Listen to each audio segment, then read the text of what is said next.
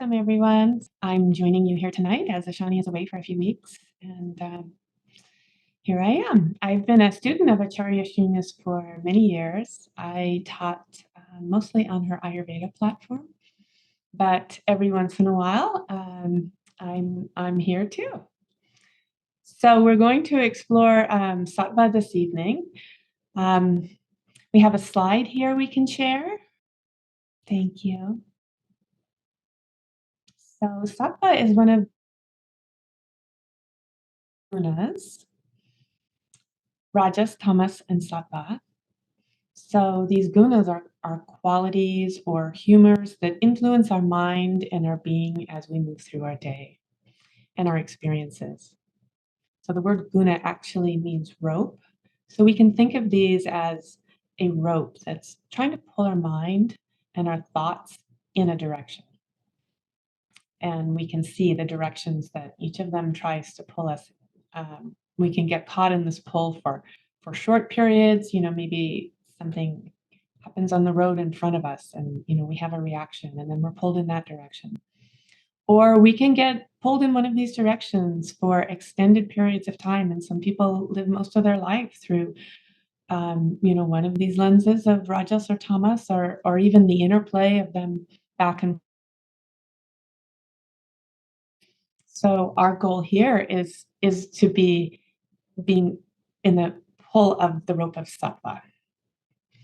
So rajas is about movement, activity, enthusiasm, or in a more agitated state, we can have very heated emotions, sharpness, restlessness, pretty uncomfortable feelings can be brought up when rajas is high. And then tamas is at the other end of the spectrum, and it tends to have dullness, grounding, be more sedentary. So it helps us get to sleep at night. Sometimes we need a little bit of that dullness to wind down. And in an excessive state, it can feel like stagnation, depression, and stuckness. We're probably all familiar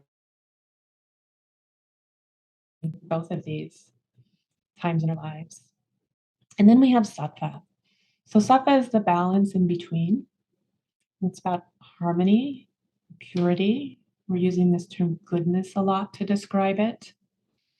And it brings a sense of ease, and it creates a natural environment for rajas and tamas to remain at comfortable, healthy levels without needing tending to. So they're not really getting our attention, not really noticeable. So that's the ideal state, is to be in sattva. So we always have all three of these gunas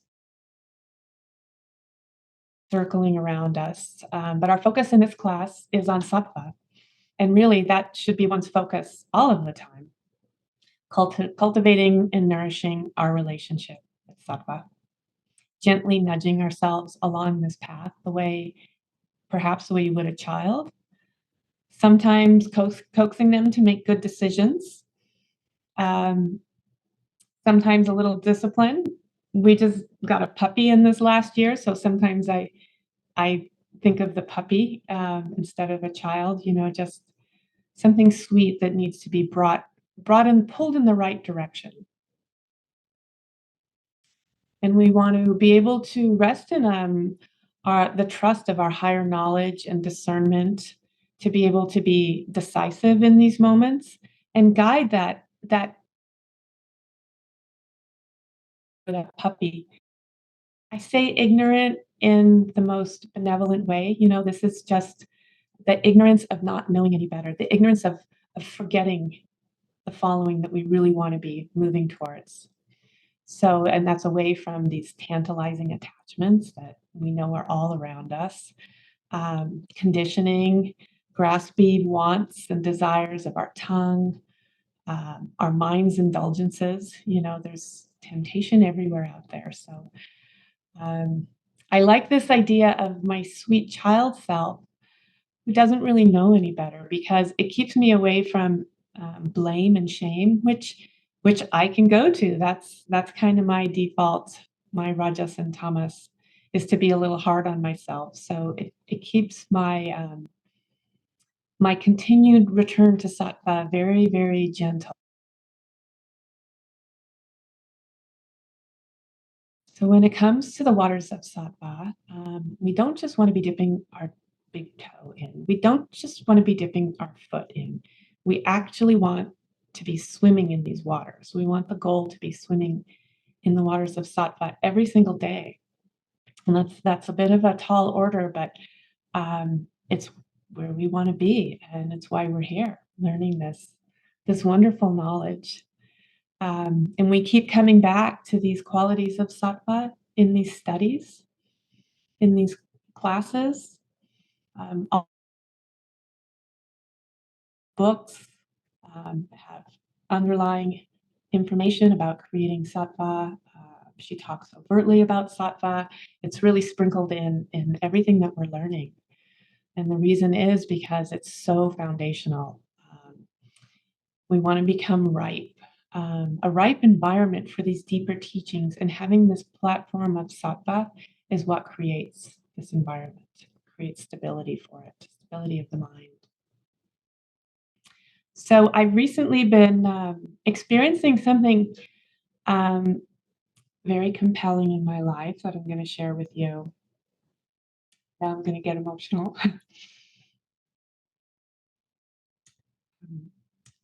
My mom died about 6 weeks ago, um, and I'm crying.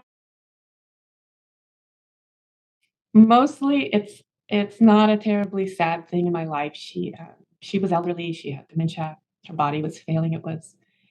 It was a good time for her, um, to leave her body, and I think she was ready, and I think my family was ready, so, um, we have been experiencing a lot of sattva around, her moving on. Um Yet there's something about losing your mother, this person who gave us life, who brought us into this world. I think no matter how prepared we think we might be for it, I really feel the lack of her existence. I feel this void. So it's an adjustment I have to make, and we tend to call this adjustment grief. So I do experience feelings of sorrow and loss, and I have a practice I sit in every morning where I actually invite these feelings in and feel them.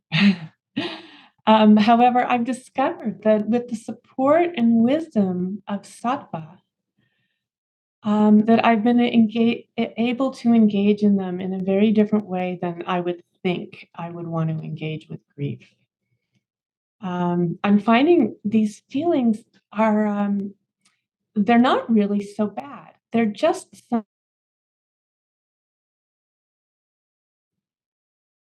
this feeling of the loss of my mom not being there. How could I ever have experienced this before? But that unfamiliarity, if I let myself sit in, the discomfort of that with a pushing away, then I lose the sattva. But if I approach it with curiosity and acceptance and just sitting and being present with it, I'm finding I'm having, actually a very lovely and rich time. I'm really savoring it. I don't know how long it's gonna last. Um, yeah, so, um, I just have these emotions that are homeless right now, and they're waiting to find a home. And, Sattva's just creating this, like, gentle place, this very tender place for these homeless feelings and emotions to land until they settle into my being and I get more comfortable with them. And I'm really trusting this process. I never would have anticipated that, this is how it was gonna roll out for me. So I felt I needed to share that with you because it's so my lens of Sattva right now. This wouldn't quite be an honest teaching if I didn't tell you where I was coming from. So I'm in this and there's so much gratitude there. I know if I didn't have this concept of sattva, if I didn't have the knowledge of what sattva is, and if I hadn't been doing a practice, trying to cultivate it for so many years, that I would be having a different experience right now. So I'm very grateful for the one I am having.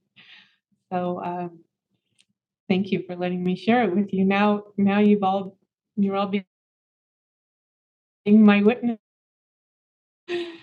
And I also need to share that I have to be mindful of attachment because I am having a very rich experience. I am curious about it. It's very engaging. And, I know how sticky that stickiness of attachment can sneak in for me. So I'm being mindful of that. Um, I need to keep an open mind that Sattva also allows for expansiveness and for things to change and grow. And that's gonna need to be part of this process for me. That I can't get attached to, this idea of grief, which sounds really crazy, but it's real. And this is also where the higher witness Sakshi comes in and keeps me grounded here. This higher knowing is so valuable because really, what's going on, everything I just described to you, is really just the play of Maya. I remind myself that I'm just a human having a human experience. And even with this lovely sattva, even with, my heart feeling like it's opening so much, healing going on with my siblings, these really lovely things happen. I still have to remind myself that, uh, this isn't quite as real as I think it is sometimes.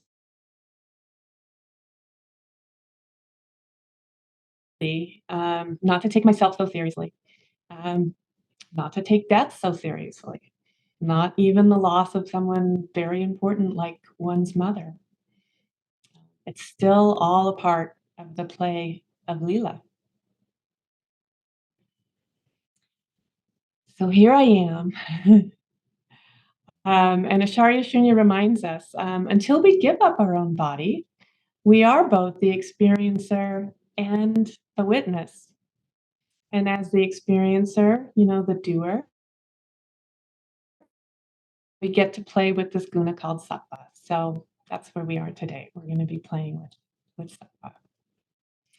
So that was a big share for me. I'm going to take a little break. And before we start talking about cultivating sattva, we're going to do a little exercise. So if you could sit back in your seat and close your eyes,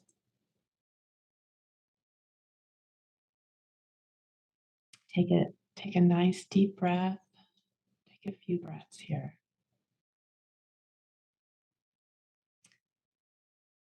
And just think about right now, in this very moment, sitting in this seat, how easily can you rest into sattva? Is there a place in your body or an easefulness in your mind that resonates with sattvic values?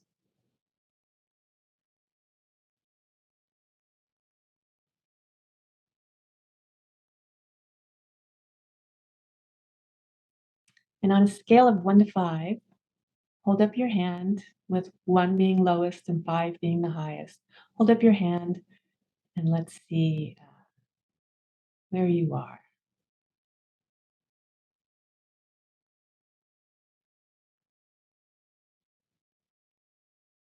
Mm,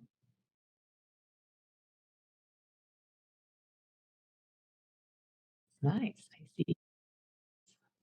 And if you're not online, you can go ahead and put it in the chat. Threes.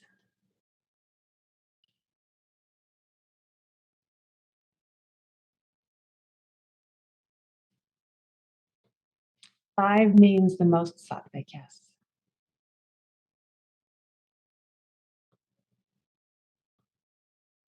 Okay, so we're going to come back to this a little later.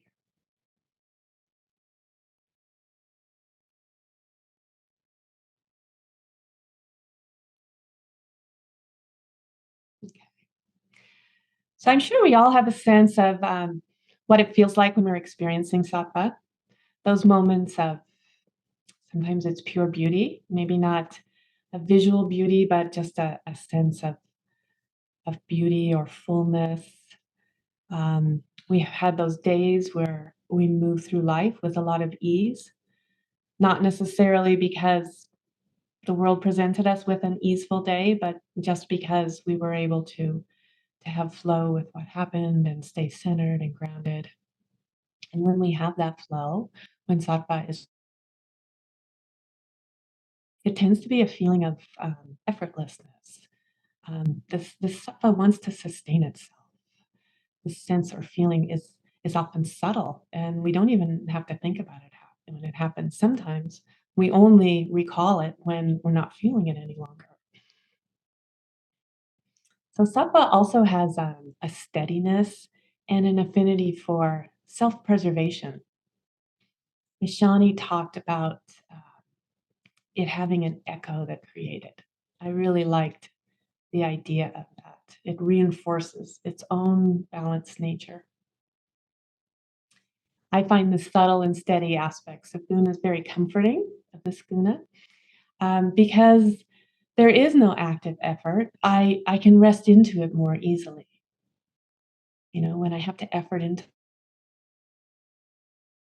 to trust it so much. So we can really trust this feeling of sattva. Can any of you relate to the idea of, these reverberations of sattvic presence? An instance where it comes up and you just know it. Yeah, it's really important to have that knowing. So Acharya Shunya teaches us there are things we can do to support sattva in the background. Um, she has a lovely book called Ayurvedic Lifestyle Wisdom. So Ayurveda is one of the ways that we can support sattva, and really it's about being healthy in our bodies. So it doesn't have to be Ayurveda. I'm sure there's many practices people have that keep their bodies centered and healthy and kind of quiet on the front so that there's not a lot of distraction to sattva. Calls out some very specifics that I think other systems wouldn't be aware of. And it's very much based on diet and lifestyle. So I'll go over some of these. Um, so mostly we're just promoting health here. And the ways that we do it are food. We want to have fresh, seasonal food. We want to have food that's pleasing to our palate, but not too exciting and not too enticing. We don't want to get caught up in something that our tongue really, really likes, cravings for it, and then it's not just our tongue, it's our mind involved, and then we're running out to the store late at night to get that thing. We've got our whole being involved in this craving. So we want to keep our meals and our food appetizing and appealing, but gently so. We also want to keep our food light and easy to digest. If we're eating something, even something very, very sattvic, and we eat too much of it, we can create indigestion. We might create an imbalance of something like constipation. And then we're having to deal with, perhaps even just a slight health imbalance, but a discomfort in the body. And we just want to minimize those as much as possible because they are distractions. And we want to eat food cooked with love, ideally cooked with love, but really cooked in a healthy environment. And it's ideal if we're having family meals where someone we know cares about us is cooking our meal, or we're cooking it for our family members. When I first started studying with Acharya Shunya, I remember mentioning to her that my mom would cook this meal, and it wasn't very Ayurvedic and it wasn't very sattvic. But it was something she liked to cook, and I enjoyed going over and eating it at her house, and I felt bad about it. I felt this conflict, and I think Shinyaji could feel this conflict, and she said, "You're getting the most suck of, your mother who loves you is cooking a meal for you and putting it on the table in front of you, and nothing could be more sattvic than receiving this love from your mom in the form of food. So receive it as that. Say a blessing over it. Eat an appropriate quantity. Eat well before you have the meal. Eat well the following day, and just enjoy that meal and receive all the sattva that it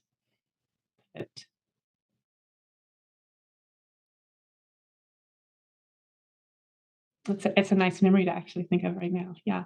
Whenever I'm eating something that someone has cooked for me and it's not ideal, I just really remember that. And we can do things like say a blessing over our food, which seems very subtle. But sattva is really about the subtle and it resonates with the subtle, it responds to it. So don't underestimate the focus and power of subtle intentions like offering a prayer while you're cooking the food. If you're cooking for other people, you can infuse it with more sattva by lighting a candle, chanting mantras, or playing a mantra. Um, yeah, just thinking loving thoughts. Mm, yeah. And then there's also other recommendations for lifestyle um, about our physique. We want to exercise appropriately for our body. We want to exercise appropriately for our age. And maybe I should sometimes it's just sometimes exercise is too much for us, depending on what our health state is or other factors that might be going on. So there's always appropriate movement. If we do too much of it, we can activate rajas, we can become overheated, dehydrated, we can create all kinds of discomfort. And if we move to that heaviness and that stuck feeling that tamas brings up.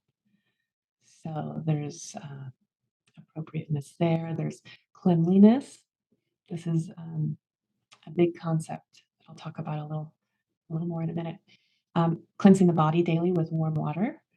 Again, this idea of just having it comfortably warm. We don't want it too cool and we don't want it too hot.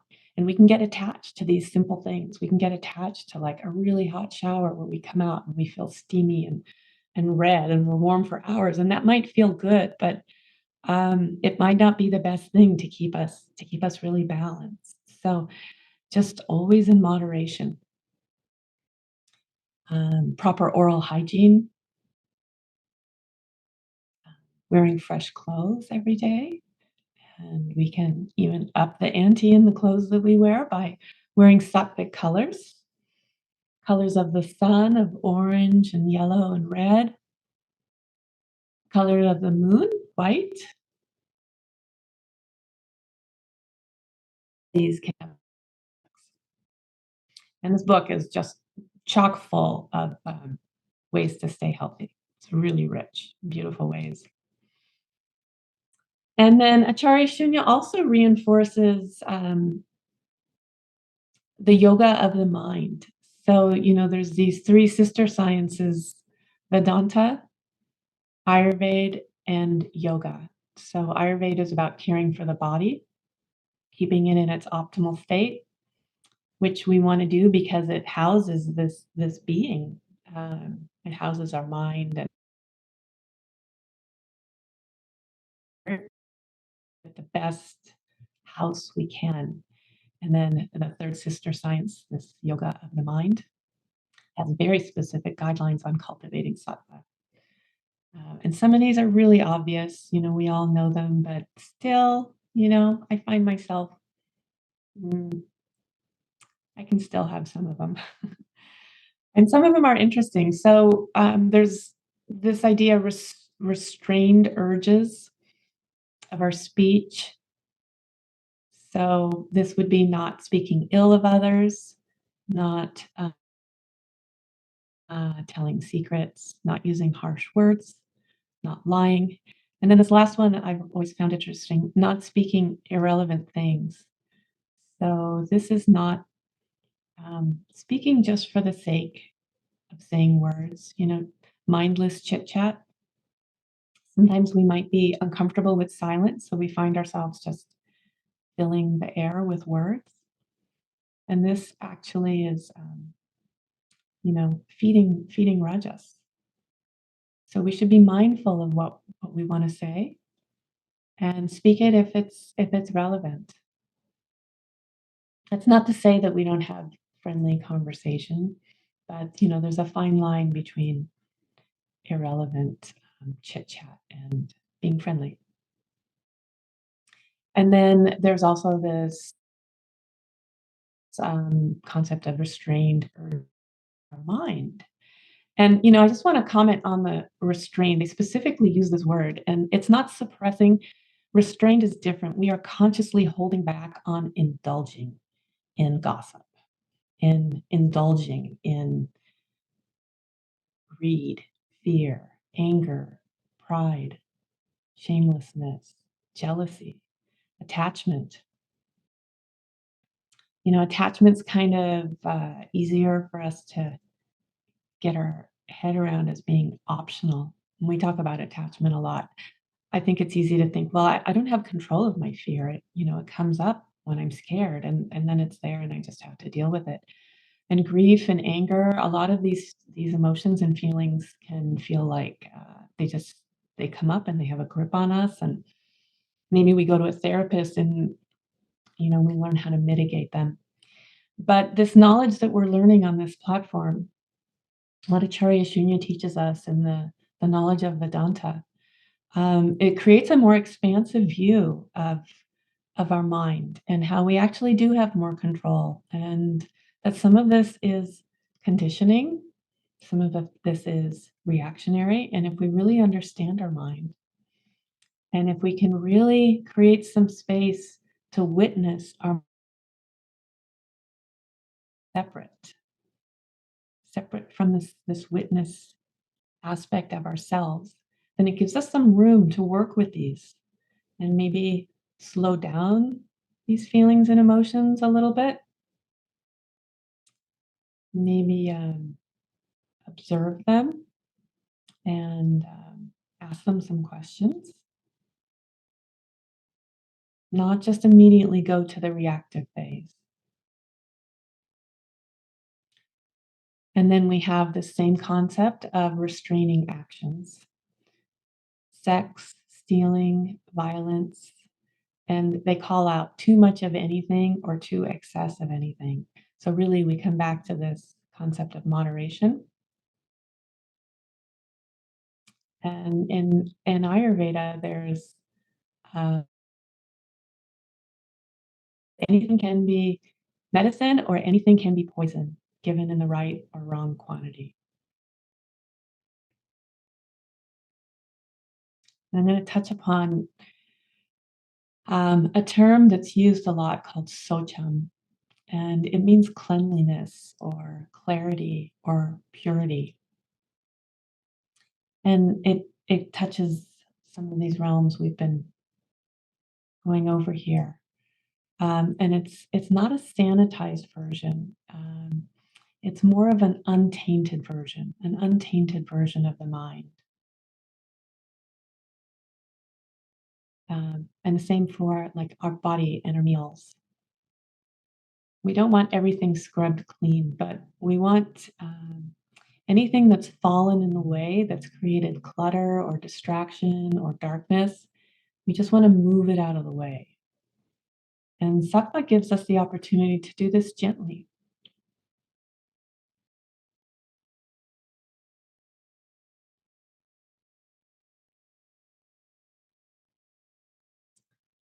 Okay, so we're going to talk about cultivating sattva now.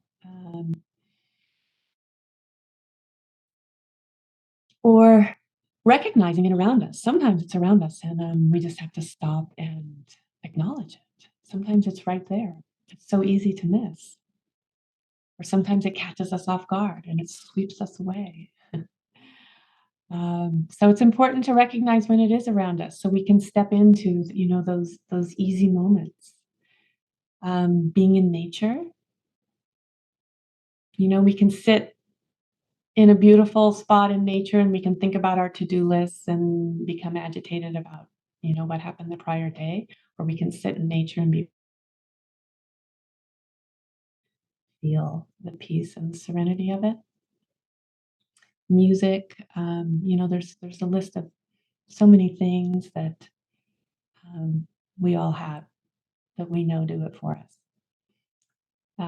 Something that used to catch me off guard is my little grandson would sometimes he would slip his hand into mine, when I wasn't paying attention, and that just always sent a flood of sattva through me. His little kind of cool, clammy hand, but it was just so sweet and so unexpected.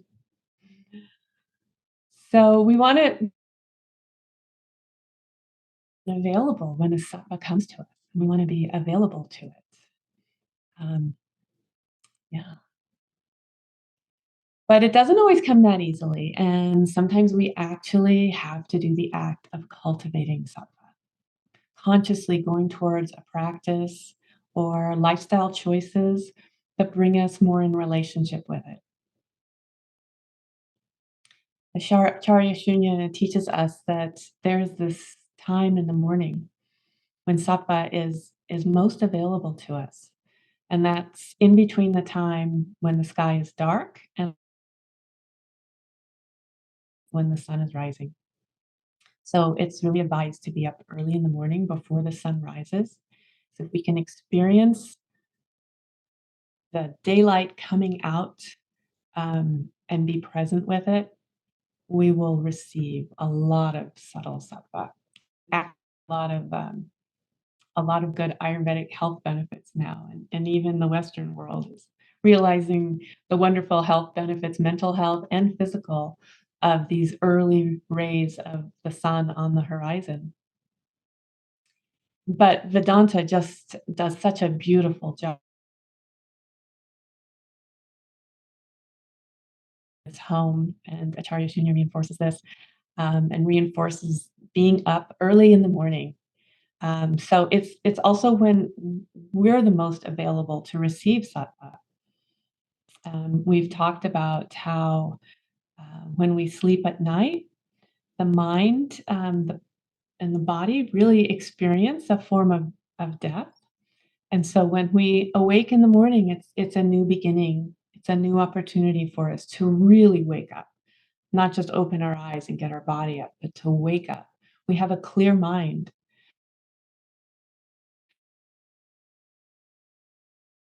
in these early morning hours. If we can wake up and stay really gentle as we experience this sunrise. So that's the state that we're in the morning. And then the universe is offering this gem of sattva. I'm going to turn my volume up here. Sorry, I think my internet's slightly unstable. So the universe is offering this gem of sattva in the morning with these first morning rays of the sun. And it's not actually the rays,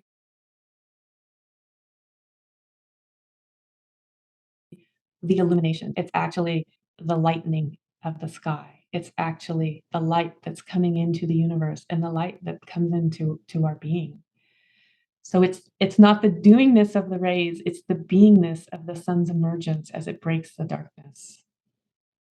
This magic of dispelling ignorance, that's really what's going on in the morning. So if you can have a practice of early rising, it's a wonderful opportunity to start the day invoking sattva. So do that. That's okay. There's other ways to do it too. And we're going to do an exercise now. Um, did you all bring a candle? Yeah. Okay. So we're going to light our candle and we're going to do some gazing at this flame here. This is an exercise called Trataka. And what we do is we gently gaze at the flame of a candle, or a ghee lamp is even better if you have one. A ghee lamp is just a slightly more steady flame. So we're going to gaze at this very softly and very gently. No efforting. Yeah, if you don't have a candle, you can gaze at this here. And if you want to, you can also gaze at the image or the idea of a flame in your Ajna chakra, in your third eye here between your eyes. Just close your eyes and do a little meditative gazing there. So we're going to let our eyes relax and we're this flame. And we actually receive some of the same benefit of the sunrise when we do this practice. So it's very sattva promoting.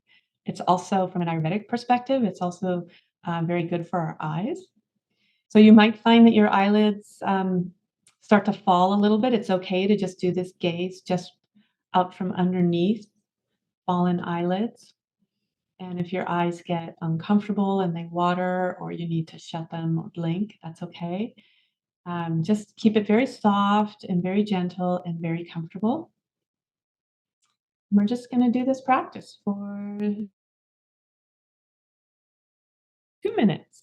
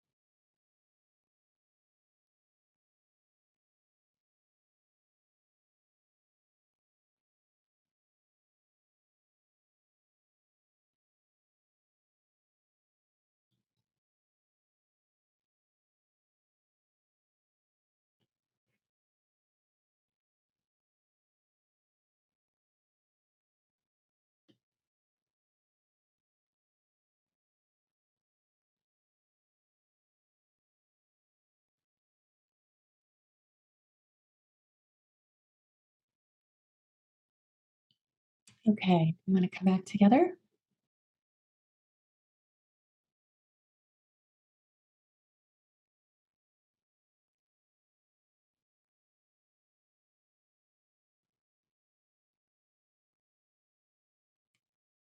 Okay, I'm going to invite us to do this little check in again about how centered we feel in sattva, how connected we might feel with some aspect of sattva inside of us.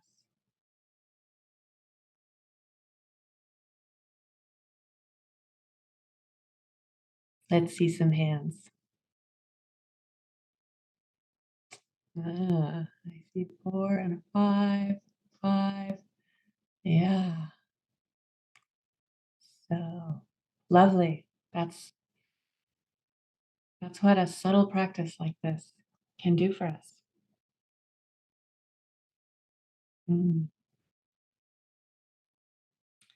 Okay, now we're going to do a little writing exercise.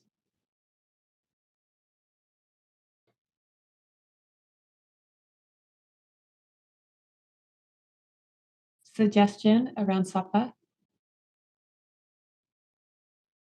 So you can, how might some of these concepts around sattva support you in moving through your day? Perhaps you want to acknowledge some you're already doing and bring that consciousness to them. Or you could think about inviting in some new practices,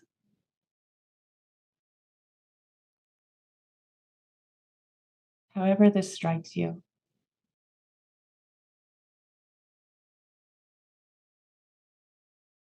Uh, Float this out there, keeping in mind that there's a witness here observing how you want to have this interplay with sattva.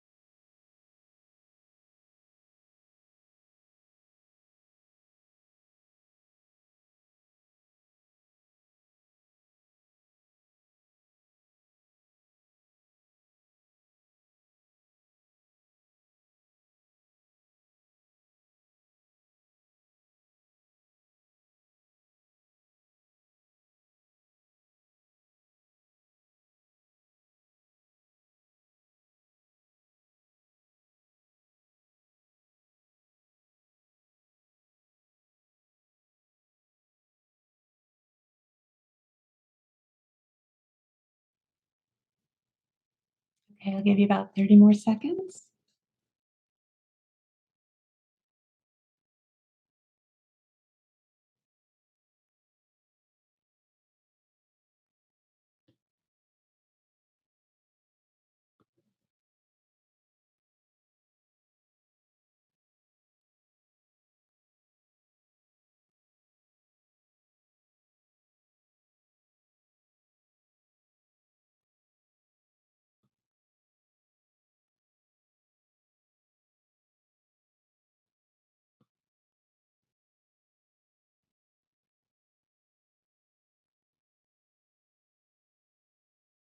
Okay, let me come back together.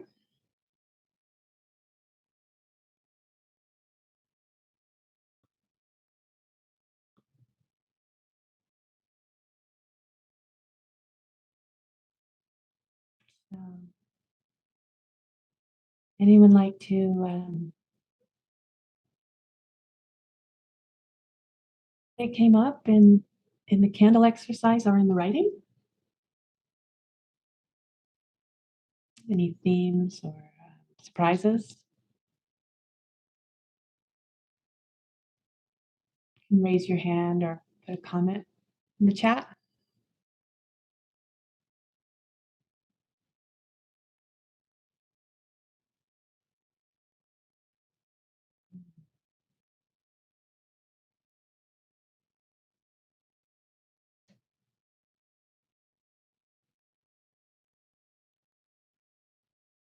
I had this notion that Sattva was kind of like an elder um, leading me along the path of life. And they were never scolding or impatient, the way I am with myself. It was very soothing and inviting, this notion that uh, this rope, this pull is always going to be gentle and you can trust it. It's got a lot of wisdom and a lot of experience. Kalyani. On this topic, and thank you for mentioning your experience of how you envisioned it, because that reminded me earlier as you were describing it, this image that came to me associated with sattva was a nest. And I think there's a verse, there a shloka from an Upanishad that talks about after, like birds after a long flight, desire to come back and rest in the nest, that we desire to come back to our selves, our atma. And as you were mentioning the sakshi and such, that just kind of came to me. It's like no matter what is happening, there's this quality that of sakshi. There's this quality of the mind that's just like this, like a cocoon of comfort that we can rest into, and it's like it's soft and it's steady and it's stable. And there was like such a sweetness that came to me when I was thinking about it that way as a nest. Mm. Thank you. I love that image. The little baby birds, and if you've ever found one, it's always so soft in the middle. They find softest material for the center of it. Zane, I see your hand up. Hi, sorry I'm off camera. I'm not feeling well. Um, yeah, I I guess what was coming up for me was thinking about practices like Ayurveda and like my yoga practice and even these activities of, like being in the forest, or listening to certain kinds of music or watching certain films or cooking certain kinds of foods, that there are these pathways and these containers that can lead me closer to sattva. And then equally so, it's like there's so many possibilities in a day that can take me further away. Um, and, what is it to kind of be present and in that kind of consciousness and awareness to be able to make that choice and that discernment? Like, am I going to reach for the thing that will bring me closer, to myself, or will I reach for the thing that will pull me further away? And keep me disconnected. So that's yeah, just what was coming up for me. That's lovely.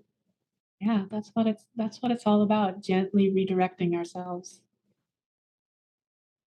very gently. Yeah. Anybody else? I see some things in the chat here.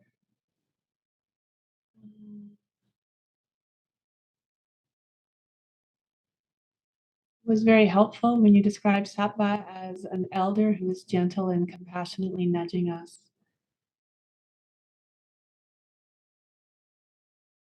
Description is really comforting. Yeah.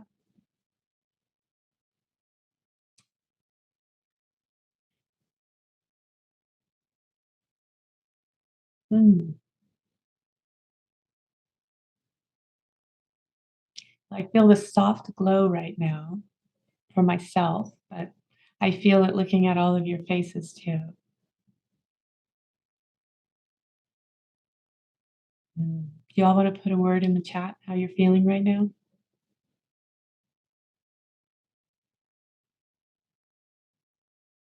I believe Cheryl, I see you are unmuted. Do you have a share?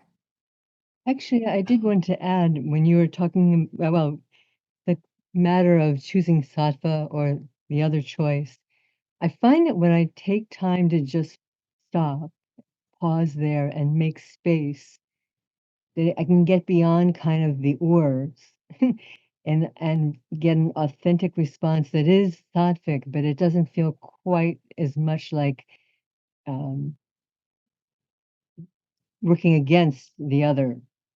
It has more of a throughness about it in my being instead of a forced choice.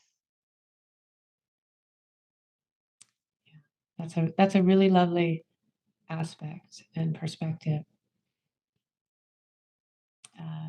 One of the qualities of sattva is expansiveness. So if we create that expansiveness for us to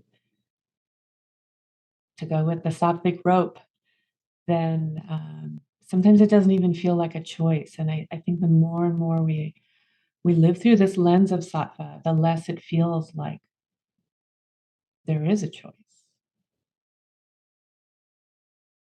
Way becomes second nature. We don't have to think about it from that perspective anymore. So it sounds like you're well on that path, Cheryl.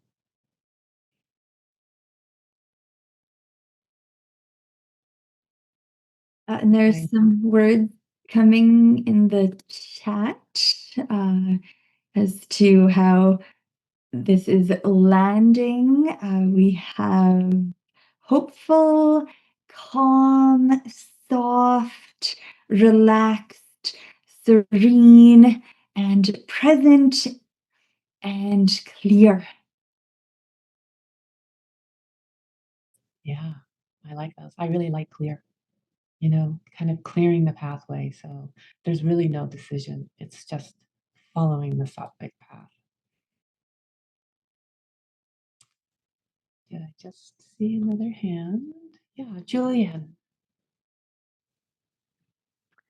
Yeah, sorry my video isn't working today, but I really appreciated in the beginning the little piece that you said about just being aware and like grateful when sattva is present, because I've like focused a lot on cultivating sattva and doing all these, things like warm water first thing in the morning and a gentle yoga practice and meditating, and I just had this thought, sometimes when the sun is rising and I'm doing yoga, that I don't always stop and just really appreciate the magnificence of the rising sun, and that's what made me think about presence, and that was the word that I put, because it's like sattva could be all around you and you're even doing something to cultivate it.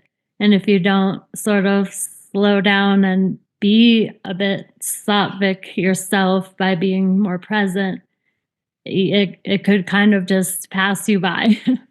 So just my thought to myself that when we were doing the writing was to just really be super present and just honoring like what a beautiful gift it is every day when the sun rises. Just something so simple, but slowing down enough to really appreciate it.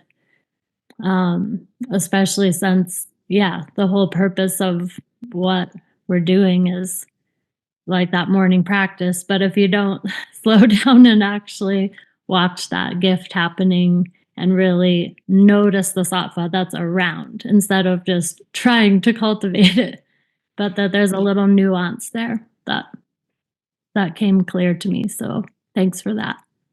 Mm, yeah, nice insights. Now, one of the ways that we can fold in that reminder is by bringing in the witness. That usually helps us slow down and be a little more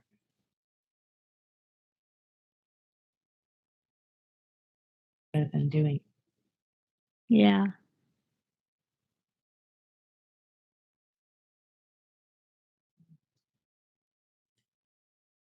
Well, I think we'll end for the evening if there's no more shares. Thank you all for joining. I hope you get to continue in this calm, clear, present, all these lovely words. Bring them with you into the rest of the evening.